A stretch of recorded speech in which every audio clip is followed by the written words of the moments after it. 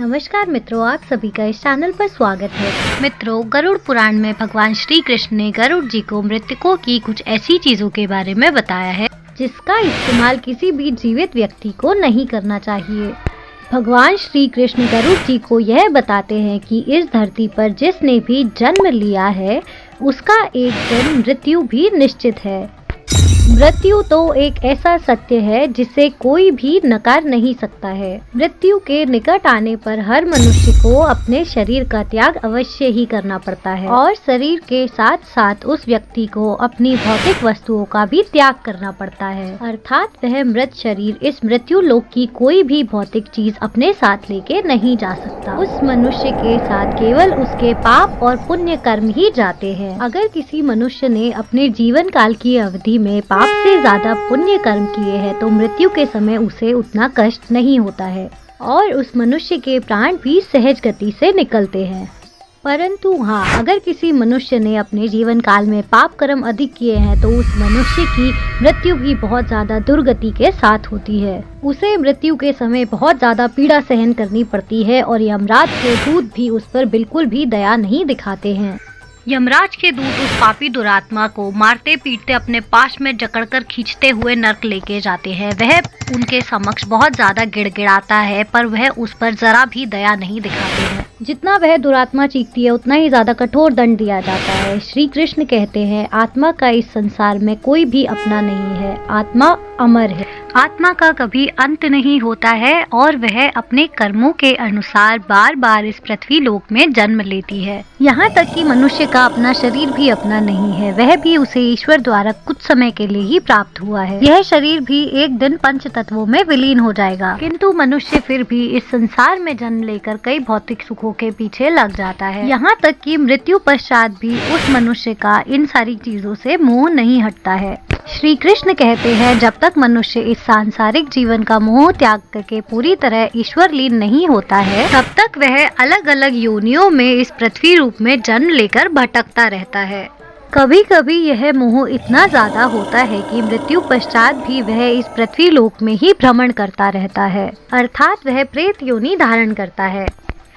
श्री कृष्ण यह कहते हैं, जिस भी मनुष्य की अकाल मृत्यु हो जाती है वह व्यक्ति भी प्रेत योनि को धारण करता है और प्रेत योनि में वह व्यक्ति जाकर अपने ही परिवार के लोगों को दुख दुविधा और कष्ट तकलीफ देने लगता है। कई बार हम अपने मृत परिजनों की वस्तु उनकी याद में अपने पास रख लेते हैं और उन वस्तुओं का इस्तेमाल भी करने लग जाते हैं, लेकिन गरुड़ पुराण के अनुसार हमें मृतकों की कुछ वस्तुओं का इस्तेमाल कदापि नहीं करना चाहिए, क्योंकि इन कुछ वस्तुओं के साथ उस मृतक की ऊर्जा जुड़ी हुई होती है। उस मृत व्यक्ति का इन वस्तुओं के प्रति मोह अधिक होने के कारण वह मृत्यु पश्चात भी उन वस्तुओं से जुड़ा रहता है और यदि कोई इन वस्तुओं का प्रयोग अपनी जीवनमर्रा की जिंदगी में करता है तो उसे कई कठिनाइयों का सामना करना पड़ता है। वह मृत आत्मा उस मनुष्य को कई प्रकार से कष्ट देने लगती है। इसीलिए मनुष्य को कभी भी मरे हुए व्यक्ति की चीजों का इस्तेमाल नहीं करना चाहिए।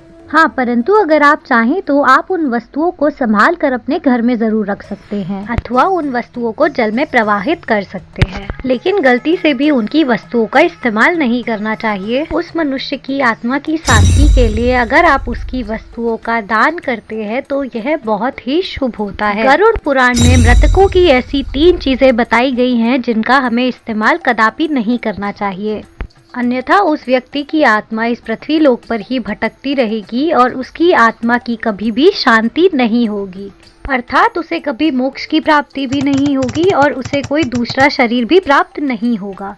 ऐसी आत्माएं आपको भी कई प्रकार के कष्ट दे सकती हैं। श्री कृष्ण कहते हैं, अपनी मृत्यु के बाद अगर मृतक को प्रेत योनि मिलती है तो वह अपने परिवार को ही कष्ट देता है, इसीलिए उस व्यक्ति की वस्तुओं का इस्तेमाल कभी भी नहीं करना चाहिए। तो आइए चलिए जानते हैं कि मृतक व्यक्तियों की किन 3 चीजों का इस्तेमाल हमें कदापि नहीं करना चाहिए। आज सबसे पहले जानते हैं कि घर में मृतक व्यक्ति की तस्वीर कहाँ पर लगानी चाहिए। शास्त्रों की यदि मानी जाए तो हमें हमारे घर में अपने पूर्वजों की तस्वीर यानी चित्र अवश्य ही लगाना चाहिए। इसे बहुत ही शुभ माना जाता है, परंतु यहाँ हमें एक चीज का ख्याल रखना चाहिए कि जो भी हम अपने पूर्वजों की तस्वीर लगा रहे हैं वह दुखी अथवा क्रोध की अवस्था में ना हो। हमें हमारे पूर्वज हमेशा प्रसन्न रूप में दिखाई देने चाहिए, ताकि जब भी हम हमारे पूर्वजों का दर्शन करें तो हमें उनके प्रति श्रद्धा तथा प्रसन्नता का भाव उत्पन्न हो। क्योंकि यदि चित्र क्रोधित अवस्था में होता है तो वह आपके मन में भय का भाव प्रकट करता है, क्योंकि ऐसा चित्र देखकर छोटे बच्चे उनसे प्रेम की बजाय द्वेष का भाव अपने मन में ले आएंगे। इसीलिए चित्र बनाते समय हमेशा इस बात का ध्यान और ख्याल रखें। ध्यान रहे कि अब आपके पूर्वज इस संसार में नहीं है, ना ही तो वह देव हैं और ना ही वह मनुष्य हैं। आपको उनका सम्मान जरूर करना चाहिए, पर ध्यान रहे कि उनके सामने आप अपना क्रोध और दुख भरा भाव प्रकट ना करें, क्योंकि ऐसा करने से आपके पितृदेव भी दुखी हो जाएंगे। पितृपक्ष के अलावा आपको उनका आवाहन और उनकी पूजा नहीं करनी चाहिए, क्योंकि पितृपक्ष के अलावा अगर आपके घर में कोई भी आत्माएं प्रवेश करती हैं तो वह आत्माएं प्रेत आत्माएं होती हैं। इससे घर का वातावरण बिगड़ जाता है और घर में अशांति फैल जाती है। अगर वास्तु शास्त्र की मानी जाए तो घर में पूजा स्थान पर कभी भी अपने पितरों की फोटो नहीं रखनी चाहिए। इससे भगवानों का अपमान होता है और आपके पितृदेव भी बहुत ज्यादा रुष्ट क्रोधित हो जाते हैं। यदि जब भी किसी की अकाल मृत्यु हो जाती है तो वह प्रेत योनि के अंदर चले जाते हैं। तब तक वह पृथ्वी लोक पर ही भटकते रहते हैं, जब तक उनकी आत्मा की शांति के लिए नारायण बलि की पूजा नहीं की जाती।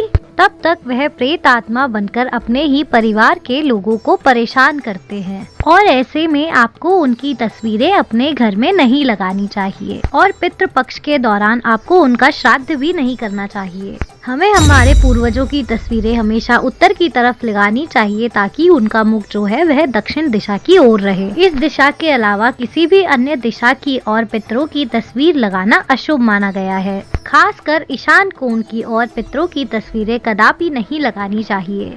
पितृपक्ष के दौरान भी अपने पितरों के लिए किए जाने वाले सभी कार्य भी दक्षिण दिशा की ओर मुख करके किए जाने चाहिए। ध्यान रहे, मृत व्यक्ति के साथ कभी भी जीवित व्यक्ति की तस्वीरें गलती से भी भूलकर नहीं लगानी चाहिए।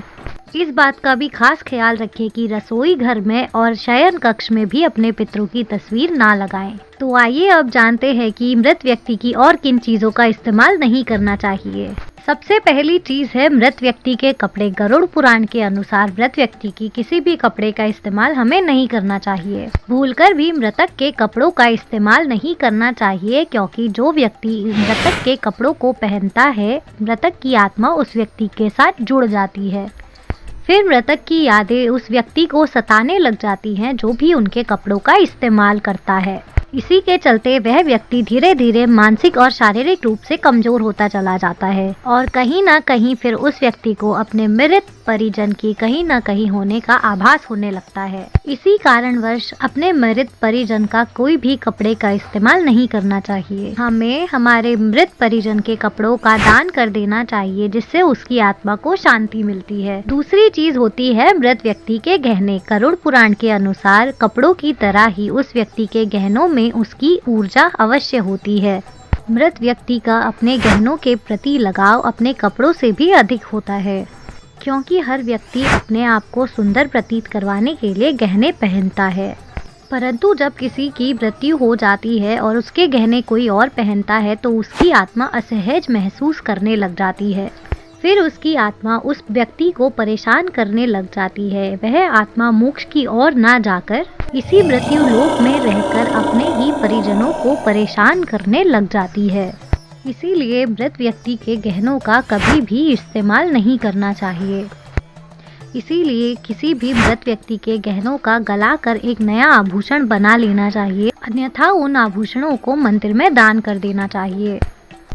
तीसरी चीज होती है मृत व्यक्ति की घड़ी। कपड़ों और आभूषणों की तरह ही घड़ी भी एक व्यक्ति की प्रमुख ऊर्जा स्रोत होती है। गरुड़ पुराण में घड़ी के बारे में तो ऐसा कुछ नहीं कहा गया है, परंतु अलग ज्योतिष शास्त्र यह बताते हैं कि मृत व्यक्ति की घड़ी भी उससे जुड़ाव का एक कार्य करती है। क्योंकि घड़ी उस व्यक्ति से हमेशा ही जुड़ी रहती है और उसके समय का निर्धारण करती है। इसीलिए उस व्यक्ति की मृत्यु पश्चात उसके समय का भी अंत हो जाता है। इसी कारण मृत व्यक्ति की घड़ी का इस्तेमाल नहीं करना चाहिए। इसीलिए मृत व्यक्ति की घड़ी का दान करना ही उत्तम माना जाता है। आशा है कि आज की वीडियो आपको जरूर पसंद आई होगी। वीडियो को लाइक करें, शेयर करें, सब्सक्राइब करें चैनल को और कमेंट में जय पितृदेव, जय श्री कृष्ण और जय माता दी जरूर लिखें।